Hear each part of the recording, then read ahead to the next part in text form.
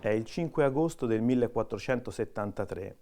A Montevettolini, un borgo tra la Val di Nievole e Montalbano, nel cuore della Toscana, c'è festa, è la festa della Madonna della Neve e c'è un ragazzo che sta tornando a casa proprio per partecipare a questa festa. È Leonardo, ha 21 anni. È un po' come gli studenti di oggi che torna appunto a casa appena ne ha possibilità. Lui è apprendista nelle botteghe d'arte di Firenze e ritorna a Vinci.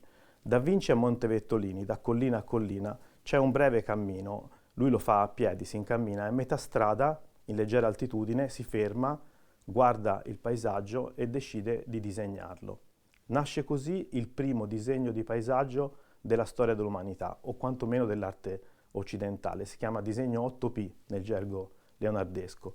Quando lo guarderete, quando lo ammirerete di nuovo, vedrete un paesaggio straordinario, da una parte molto realistico, sembra che Leonardo voli sulla vallata, e dall'altra quasi fiabesco tra cascate, boschi e sentieri.